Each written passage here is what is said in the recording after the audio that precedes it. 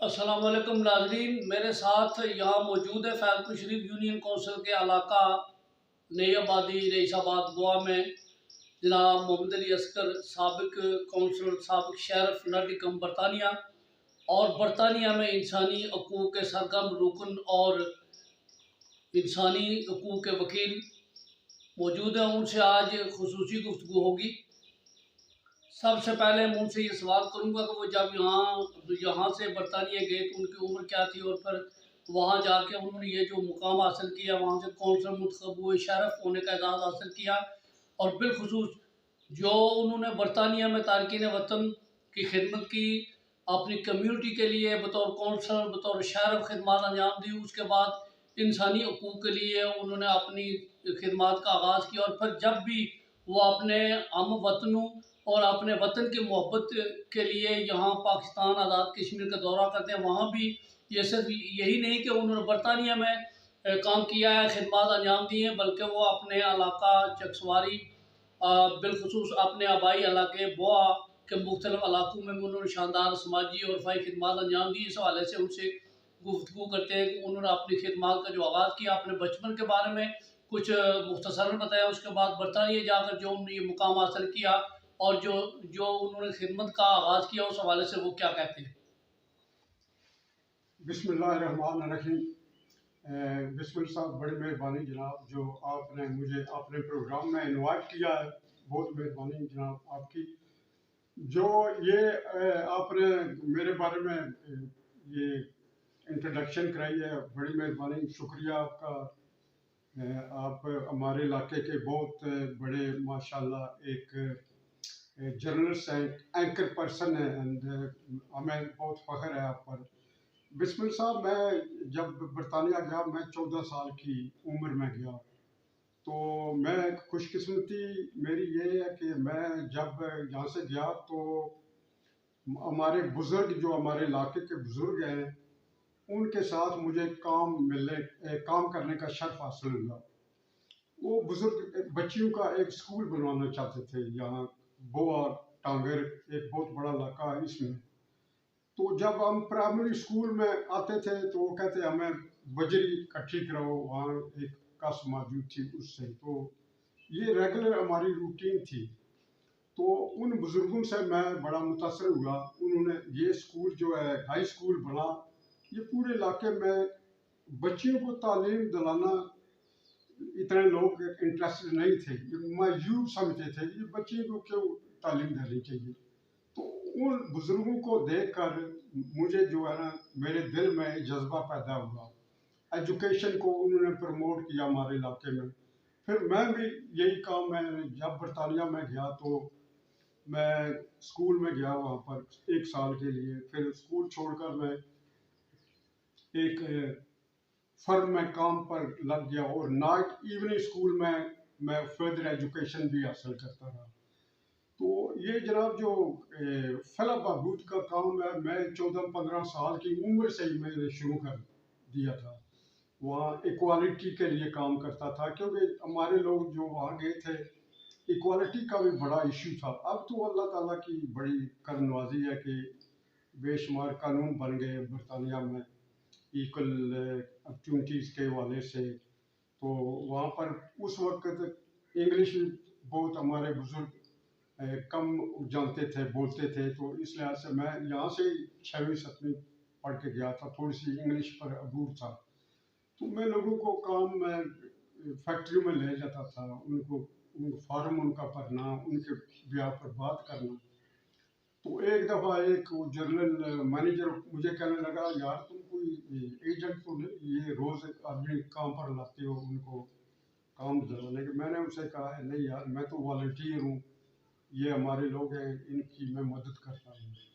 بہرحال اس کے علاوہ میں نے پھر ایک ناٹیگام میں پاکستان فرینڈز لیگ ایک آرگنائزیشن تھی، ہمارے بزرگ نے شروع کی تھی، اس میں جوائن ہو گیا، تو وہاں پر کام کرتا رہا۔ پھر مجھے جو ہے کونسل میں الیکشن کھڑا ہونے کی ایک سیٹ آفر ہوئی 1991۔ کس جماعت سے آپ نے؟ لیبر پارٹی سے آپ کا تعلق تھا اس کو؟ جی 1991 उस वक्त बहुत कम लोग थे जो है ना लोकल काउंसलर जो बनते थे, इतना अवेयरनेस नहीं थी। तो मैं उस वक्त मेरी वालदा मरहुमा अल्लाह ताला उनको जन्नत नसीब फरमाए, वो बीमार हो गए। तो डॉक्टर कहने लगे कि ये आप इनकी जो है ना बीमारी इतनी बढ़ गई है, शायद ये ना बच सके। तो मेरी वालदा मोहतरमा कहने लगे कि मुझे बेटा पाकिस्तान ले चलो, मैं अपने बहन भाइयों से मिलूंगी। तो मैं उनको इधर ले आया, तो बेचारी 4-5 हफ्ते के बाद वो फोत हो गई। तो फिर मैं वापस गया। अगला जो काउंसिल का इलेक्शन था 95 का, वहाँ पर उन्होंने मुझे सीट दी। तो सिंस देन मैं काउंसिल में पहली बार साली और कामयाब हो गए। जी हाँ, पहली बार। माशाल्लाह। शरीफ कैसे बने फिर? शरीफ आपने शरीफ जब काउंसिल बनता, इसके बारे में बताइए। शरीफ का ओहदा जो है ये इस इलाके के लिए नहीं आया, इसकी क्या हैसियत है और इसमें कौन सी खिदमत होती हैं? ये किस किस्म का ओहदा और कैसा है? ये बिस्मिल साहब, ये नाटिकल वाइड शहर है जहाँ पर जो है ना शरीफ का एक रोल है। वहाँ पर आम शहरों में मेयर होता है, लॉर्ड मेयर होता है। तो हमारा जो शहर है नाटिकल, वो तारीखी शहर है। वहाँ पर जो शरीफ था उसको किंग जो है ना वहाँ पर, जिस तरह अब क्वीन है, इसके ख़ानदान का जो किंग था उस वक्त कुछ साल पहले, उसने शरीफ का एक ओहदा इंट्रोड्यूस कराया था कि वो नाटिगाम और इसके इर्द गिर्द ईस्ट मिडलैंड में वो एडमिनिस्ट्रेटर होगा। वो वहाँ पर जो है ना पुलिस को चलाएगा, कानून वगैरह को जो है ना वो हैंडल करेगा, जो लॉ एंड ऑर्डर को जो है ना वो चलाएगा। तो उस लिहाज से अच्छा, वहाँ लॉर्ड मेयर नहीं है, शरीफ को होता है? नहीं, लॉर्ड मेयर भी है, है। पर जो शरीफ है ना वो वो वाइड अब भी बरकरार होता? बिल्कुल बरकरार है जी। वाइड नाटिगाम शहर है। कितने साल के लिए आपने बतौर शरीफ काम किया? 1 साल का ये होता है। 1 साल के लिए होता है। जी हाँ। इसके लिए इलेक्शन लड़ना पड़ता है या किसी मेंबर का नहीं, इंतखाब जब आप काउंसलर बने तो जो विद इन काउंसलर जो कॉलीग्स हैं आपके, वो चूज करते हैं एवरी ईयर। 1 साल आपको चूज कर लिया। अच्छा, बारी बारी वो जी। मेंबरान जो होते हैं काउंसिल के, वो जी। शहर का इंतखाब करते जी हैं। जी जी लॉर्ड मेयर का इंतखाब भी वही करते हैं वही और करते शहर हैं। का भी वही करते जी हैं। जी। तो उस लिहाज से वो 1 साल का मेरा रोल था। फिर मैं काउंसिल में जो मुख्तलिफ कमेटियों का चेयरमैन भी रहा। तो मेरा जो सबसे ज़्यादा काम था, पसंद का इफेक्टिव काम था, वो कश्मीर काज पर अवेयरनेस क्रिएट करना और कश्मीर इशू को उजागर करना, प्रमोट करना कश्मीर इशू को। आप क्या समझते हैं ये पाकिस्तान की जितनी भी हुकूमतें गुजरी हैं, माजी की हुकूमतें और मौजूदा हुकूमत जितने हुक्मरान, क्या वो मसला है कश्मीर के हवाले से जो काम हुआ उस पर आप मुतमिन हैं? नहीं बिस्मिल साहब जनाब, मैं ये कहूँगा कि शायद हमारी पाकिस्तान गवर्नमेंट की, इनकी शायद कोई मजबूरियाँ हैं। ये शायद चाहते हैं कि इससे बढ़कर काम करें। बाज़ दफ़ा इस तरह होता है, हम लोगों को पता नहीं होता कि उनकी क्या डिफ़िकल्टीज़ हैं, मजबूरियाँ हैं। जिस तरह का काम होना चाहिए था उस तरह का काम नहीं हुआ कश्मीर का। मसला कश्मीर का असल फरीक तो कश्मीरी है बिल्कुल और जी। उसके बाद पाकिस्तान भी है और फिर भारत भी है। कश्मीरियों की शमूलियत के बगैर इस मसले का हल तो नामुमकिन है। बिल्कुल जब तक कश्मीरियों की राय नहीं ली जाएगी तो ये अक़वाम मुत्तहिदा अब तक अपनी पास करदा करारदादों पर अमल दरामद कराने में क्यों कामयाब नहीं हो सकी? इस तंजीम के रोल के बारे में आप क्या कहना चाहते हैं? बिल्कुल बिस्मिल साहब, ये बात मैं आपको कहूँगा कि यहाँ विल पावर नहीं है। जब विल पावर हो ना, अब ये यूक्रेन का जो इशू है, एक तरफ रशिया, एक तरफ पूरी दुनिया, यूक्रेन और कश्मीर का सिमिलर इशू है। ये मैं आज ही मैं सोच रहा था, ये दुनिया को, जो हमारी वर्ल्ड कम्युनिटी है, वेस्टर्न जो कंट्रीज है, ये डबल स्टैंडर्ड इनको ख़त्म करना चाहिए। अब जब यूक्रेन पर हमला हुआ है, आज भी मैं सुन रहा था बम मारे हैं शहरों में। इसी तरह कश्मीर पर भी हमला हुआ है, बड़े बेदर्दी से उन्होंने कब्जा किया कश्मीर पर। तो वहाँ पर कोई उसको कंडेम नहीं कर रही इंडिया को। और जिधर इस तरह पाकिस्तान को कह रहे हैं जी रूस में क्यों गए हो, उधर विजिट क्यों किया, उसको कंडेम क्यों नहीं करते? उनसे पूछे तुमने कितनी कंट्रीज ने इंडिया को कंडेम किया। अच्छा, आप वज़ीर-ए-आज़म पाकिस्तान इमरान खान का दौरा है रूस को किस नज़र से देखते हैं? मैं बिस्मिल साहब, मैं समझता हूँ ये जो दौरा इस वक्त का टाइमिंग के लिहाज से ठीक नहीं था। या हमें चाहिए कि जो हमारे पड़ोसी ममालिक हैं उनके साथ राब्ते बढ़ाने चाहिए, पर वो उस वक्त का जो दौरा था ना वो टाइमिंग के लिहाज से नहीं ठीक था।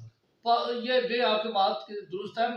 आपसे ये मेरा सवाल ये है कि पाकिस्तानी हुक्मरानों ने जो खारजा पॉलिसी माजी में इख्तियार की, आप कह सकते हैं अगर वो खारजा पॉलिसी जिस तरह आपने कहा कि पड़ोसियों के साथ ताल्लुकात जो है वो अच्छे होने चाहिए, जी तो पाकिस्तान को रूस के साथ भी ताल्लुकात बराबरी की सतह पर रखने चाहिए थे। जिस तरह अमेरिका के साथ पूरी दुनिया से पाकिस्तान को अपनी खारजा पॉलिसी का जो रुख है उसे पाकिस्तान के मफादात के लिए होना चाहिए था, मुल्क कौम की बेहतरी के बिल्कुल लिए, जनाब, और बिल्कुल तमाम बिल्कुल लोगों को के साथ ये किसी एक तरफ झुकाव नहीं होना चाहिए। तो उस बिल्कुल। झुकाव की वजह से जो है हमारी खारजा पॉलिसी जो है वो मैं समझता हूँ शायद आपके नज़दीक क्या वो कमज़ोर रही है। अगर कमज़ोर रही है तो उसको अब मजबूत कैसे किया जा सकता है, अब क्या किया जाए? नहीं, बिस्मिल साहब, जो है आज़ाद ममालिक होते हैं उनकी इंडिपेंडेंट जो होती है ना खारजा पॉलिसी होती है। एक ब्लॉक में अगर आप जाएंगे तो फिर दूसरे जो ब्लॉक हैं वो आपके साथ ताउन नहीं करेंगे। कश्मीर पर इसीलिए सपोर्ट नहीं हमें मिली। हम एक तरफ अमेरिका के ब्लॉक जो है वहाँ पर हमेशा उधर ही रहे हैं। तो यहाँ पर जो ईस्टर्न ब्लॉक है, जैसा कि वेस्टर्न रशिया और उसके इर्द गिर्द के ममालिक, वो हमारे साथ उनके कोई तल्लुकात ही नहीं थे। तो मैं समझता हूँ ये अच्छी बात है, तल्लुकात बढ़ाने चाहिए, पर अमेरिका को भी नाराज नहीं करना चाहिए। इस वक्त हमारी पॉलिसी इस तरह होनी चाहिए, नन अलायंस है जी, इस तरह होनी चाहिए कि हमारे तल्लुकात जी सब ममालिक के साथ है, रशिया के भी साथ, चाइना के साथ, बरतानिया के साथ, अमेरिका के साथ, इस तरह का रोल अदा करना चाहिए। आपने बतौर इंसानी हकूक के वकील और कारकुन काम किया, आपकी खिदमत जारी है, तो क्या आपके नज़दीक मसला कश्मीर का क्या हाल है? मसला कश्मीर का हाल है जनाब, बिल्कुल इजी हाल है। बेसिक करना चाहिए कि लोगों से उनकी पूछना चाहिए वो क्या चाहते हैं। जब मैं वहाँ इंटरनेशनल फोरम पर बात करता हूँ मीटिंग में, मैं कहता हूँ कि let the Kashmiri people speak and B listen. उनसे बात करें वो क्या चाहते हैं। वो कोई भेड़ बकरियां नहीं है कि आप 200-300 साल से यही आ रहा है कि दूसरे जो ममालिक के लोग हैं वो ठोंसते हैं अपना फैसला उन पर। जी आज ये आपने करना, आज ये समझौता आपके ब्याह पर हमने किया, उन बेचारों को पता ही नहीं है। तो इसलिए कश्मीरी अवाम जो 12-13 करोड़ अवाम है, बहुत बड़ा एक पॉपुलेशन के लिहाज से कश्मीर बड़ा मुल्क है। तो ये जनाब, मैं मेरे भाई ये कहूँगा कि 2 अरब के करीब जो लोग हैं ना अफेक्टेड हैं कश्मीरी मसला से। यहाँ भूख अफलास है इंडिया में, पाकिस्तान में, और जो इर्द गिर्द है श्रीलंका है वो भी अफेक्टेड है। क्योंकि जब भी एक इन्होंने एक बनाई हुई है सार्क कॉन्फ्रेंस, वो यूरोपियन यूनियन के तर्ज पर एक बहुत बड़ा अच्छा ब्लॉक बन सकता है। वो इसीलिए नहीं चल रही कि इंडिया नहीं चाहता कि वो पाकिस्तान जो उसको लीड करे। तो वो इसलिए अनअफेक्टेड है। वो उसका कोई कभी सुना नहीं कोई मीटिंग हुई है। अगर मसला कश्मीर हल हो जाए तो जो सोशल वेलफेयर पर ये जो ममालिक खर्चा कर रहे हैं अपना डिफेंस पर, वो अपने लोगों पर खर्च करें, तालीम पर करें, हेल्थ केयर पर करें। इस वक्त इंडिया में आपको पता है वहाँ पर ऑक्सीजन नहीं मिल रही थी। जब पिछले साल लोग सड़कों पर फौत हो रहे थे, मर रहे थे, अस्पतालों में जगह नहीं थी। तो ये कश्मीर में इतनी बिलियन साहब वो खर्चा करते हैं। इस मैडनेस, मैं कहता हूँ कि अपने लोगों पर खर्च करें, कश्मीरी को छोड़ दें उनकी अपनी मर्जी पर। जिस तरह का भी वो गवर्नमेंट का सिस्टम लाते हैं, उनको हक होना चाहिए कि वो किस तरह की हुकूमत चाहते हैं, इंडिपेंडेंट रहना चाहते हैं या पाकिस्तान के साथ रहना चाहते हैं या इंडिया के साथ रहना चाहते हैं। यूनाइटेड नेशन ने 1947 में रेजोल्यूशन पास किया हुआ है, अभी तक 72-73 साल हो गए हैं, उसको इम्प्लीमेंट नहीं कर रही। तो यूक्रेन के अब बात हो रही है तो अब इनको कितना जो है इसका फीलिंग हो रही है। मैं भी कहता हूँ कि ये यूक्रेन में बहुत जुल्म है, रशिया को इस तरह का नहीं करना चाहिए था। औरतें बच्चे मारे जा रहे हैं वहाँ पर। ये बहुत बड़ा जुल्म है। अब देखिए, जब अमेरिका किसी मुल्क पे चढ़ाई करता है अपने मकासद के लिए, तो रूस खामोश हो जाता है, और जब अब रूस ने यूक्रेन पे चढ़ाई कर दी और अपने उसका वो जबर कर रहा है, जुल्म कर रहा है, और इंसानी जानें ज़ाया हो रही है, तो अब वो तो खामोश तमाशाई बनी हुई। ये क्या, जब मुसलमानों को तकलीफ होती है तो इनको मुसलमानों पर होने वाला जुल्म, जो वो कश्मीरियों पर होने वाला जुल्म नजर नहीं आता, फलस्तीनी भाइयों पर जो जुल्म सितम हो रहा है, उसके पहाड़ तोड़े जा रहे, वो उनको नजर नहीं आता। जब कोई कोई अंग्रेज जब किसी तकलीफ में मुबतला होता है, तो उनके अंदर दर्द जागता है, उनको तकलीफ महसूस होती है, तो उनकी ये एक तो दोगली पॉलिसी है। लेकिन आप देखें ना, दुनिया मर रही है और जुल्म हो रहा है। जब अमेरिका चाहता है किसी मुल्क में किसी पीले बहाने से हमला करता है, कब्जा करता है, देखिए इराक में हुआ, अफगानिस्तान में हुआ, इसी तरह कई ममालिक में उसने चढ़ाई की, और फिर वो अपने तोसी पसंदाना अज़ाइम के मुताबिक दुनिया को वो मगलूब करना चाहता है। और इसी तरह आप देखें, रूस ने किया, यूक्रेन की कोई मदद नहीं की अमेरिका ने, नेटो ममालिक ने। तो आप कह सकते हैं कि ये कुछ तमाशा बना हुआ है, ये कोई बड़ी ताकतें हैं। ये जनाब बहुत सीरियस इशू है जो आपने ये बात की है ना, 100% मैं आपके साथ एग्री करता हूँ। ये दुनिया को ये सोचना पड़ेगा और इस पर काम करना पड़ेगा। ये नहीं कि ये कश्मीर में जुल्म हो रहा जी चलो ठीक है, इस तरह का नहीं है। ये जब भी सीरिया पर इस तरह का बम हुई है, फलस्तीन में हुई है, इराक में हुई है, कश्मीर में हो रही है, लोग जो अपने घरों से फ्ली करते हैं वो दूसरे ममालिक में जाते हैं अपनी जान बचाने के लिए। और यूरोप इस वक्त बहुत अफेक्टेड है, जो है ना वहाँ पर रेफ्यूजीज जो माजरीन जाते हैं वहाँ भी टेंशन है। टेंशन पता है क्यों है? इसीलिए कि जब ममालिक जो होते हैं पावरफुल कंट्रीज, जिस तरह इंडिया ने किया, वो स्मॉल जो नेबर्स हैं उन पर चढ़ाई करते हैं, उनको इन्वेड करते हैं, बमिंग होती है, तो जो पब्लिक है बेचारे सिविलियन पीपल वो वहाँ से फ्ली करते हैं, तो दूसरे ममालिक में जाते हैं, यूरोप में जाते हैं। कई बच्चे, कई औरतें समुद्र में डूब कर मर गए हैं। पिछले दिसंबर, अक्टूबर, नवंबर में 27 पीपल जो है ना हमारे उधर समुद्र में चैनल, एक समुद्र हमारे नज़दीक, वहाँ पर बेचारे 27 आदमी जो है बोट में मर गए, बेचारे डूब गए। तो ये इनको मसला हल कराना पड़ेगा। सिर्फ कश्मीरी लोग या यूक्रेनी लोग अफेक्टेड नहीं है, पूरी दुनिया अफेक्टेड है किसी न किसी तरीके से। जब माजरीन जाते हैं वहाँ टेंशन होती है, लोकल कम्युनिटी उनको रिजेंटमेंट होती है जी ये इधर आ गए, हमारी जाबें कर रहे हैं, हमारे मकानात इन्होंने कब्जा किए हुए हैं। इनको इस बात पर यूनाइटेड नेशन को बैठकर पावरफुल कंट्रीज को इस मसले को सॉल्व करना पड़ेगा। ये ऐसा नहीं है कि यहाँ भी 5000 मील दूर है कश्मीर में, चलो कुछ बात नहीं है। ये सबको अफेक्टेड कर रहा है किसी न किसी तरीके से। माशाल्लाह, नाज़रीन, आपने तफसीली इंटरव्यू मुलाहिज़ा किया। तो जनाब मोहम्मद अली असगर साहब आज़ाद कश्मीर के दौरे पर है, तो इंशाअल्लाह इनसे फिर कोई 1-2 नशिस्तें होंगी और फिर तफसीली बात होगी। अब ये मौजू इतना ज़हीम है, इतना बड़ा लंबा है कि मुख्तसर सी नशिस्त में इस पर इसका अहाता नहीं किया जा सकता। आपसे इजाज़त चाहते हैं, खुदा।